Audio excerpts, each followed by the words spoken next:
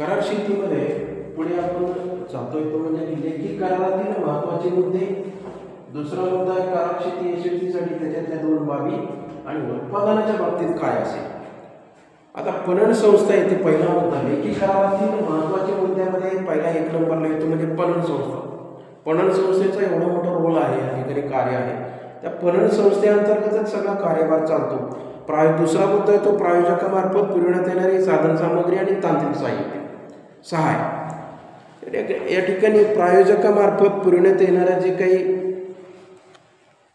मुद्दा येतो तो म्हणजे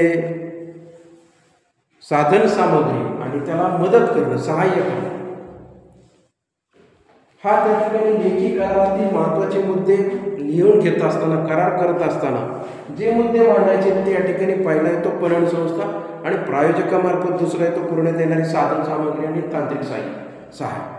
तांत्रिक सहाय म्हणजे तंत्रज्ञान काय आहे, तांत्रिक बाबी काय आहेत याचं त्या ठिकाणी मदत मिळते शेतकऱ्यांना. तिसरं येतं कर्ज. तिसरा काय येतो मुद्दा लेखी करारातला कर्ज. चौथा मुद्दा येतो उत्पादन व्यवस्थापन. चौथा मुद्दा येतो लेखी करारातला तो म्हणजे उत्पादन व्यवस्थापन. पाचवा येतो पुरवठा व प्रतवारी. पुरवठा कसा करायचा आणि नंतर उत्पादित झालेल्या मालाचा प्रतवारी कशी होईल. सहावा येतो कराराचा कालावधी. सातवा येतो किंमत ठरविताना वापरण्याच्या पद्धती. किंमत कशी ठरवायची आणि त्या करारामध्ये नमूद होतं त्या पद्धतीने या ठिकाणी या गोष्टी त्यामध्ये नमूद होणार. आता किंमत ठरविताना कोणत्या पद्धती, हंगामाच्या सुरुवातीला निश्चित केलेली किंमत. पहिला मुद्दा येतो हंगामाच्या सुरुवातीने निश्चित केलेली किंमत. दुसरा येतो जागतिक किंवा स्थानिक बाजारपेठेची किंमत. तिसरा मुद्दा येतो स्थानिक बाजारातील किंमत. पाचवा मुद्दा येतो तो म्हणजे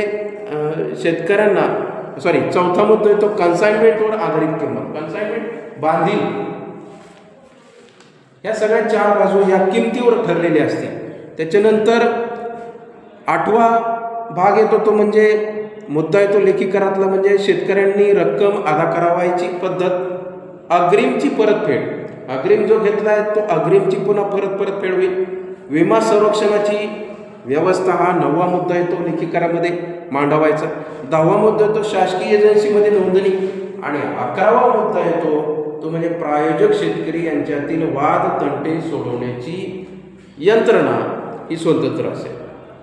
आता ह्या सगळ्या बाजू आपल्याला लेखी करारामध्ये महत्त्वाचे मुद्दे या लेखी करारामध्ये यांना समोर ठेवून त्या ठिकाणी डोळ्यासमोर ठेवून हे नमूद केले जातात.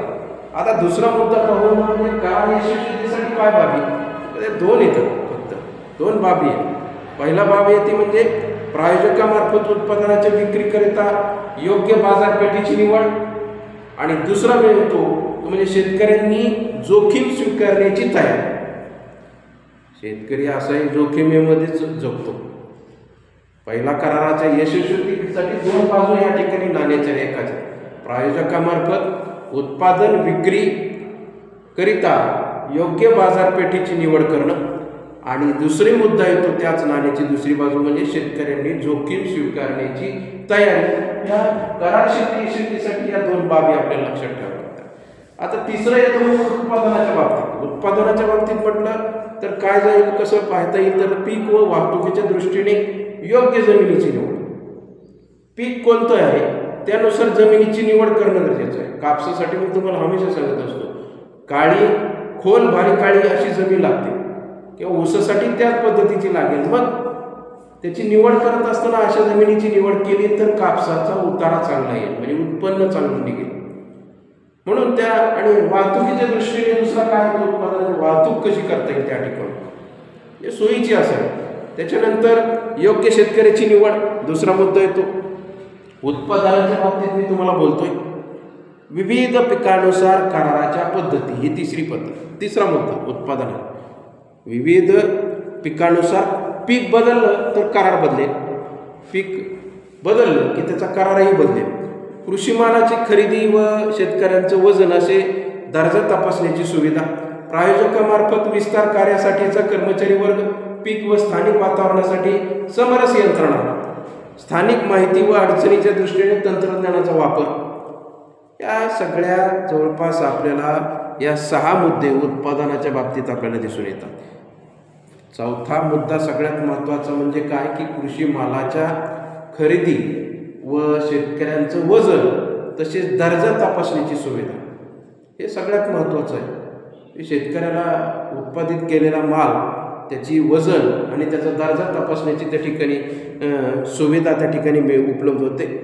त्याच्यानंतर प्रायोजक पुढचा येतो 6वा म्हणजे प्रायोजकामार्फत विस्तार कार्यासाठीचा कर्मचारी वर्ग पीक व स्थानिक वातावरणाशी समरस यंत्रणा ही त्या ठिकाणी महत्त्वाची ठरलेली आहे.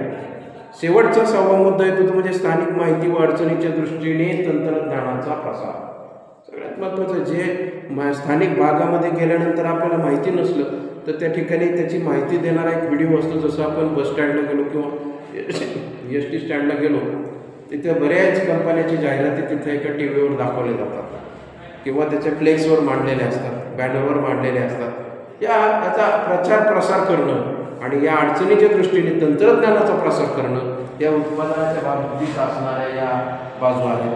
तर यामध्ये सगळ्यात महत्त्वाचं म्हणजे लेखी करारातील महत्त्वाचे मुद्दे, करार यशस्वीसाठीच्या बाबी आणि उत्पादनाच्या बाबतीत हे लेखी कराराचा म्हणजे करार शेतीचा हा गाभा आहे.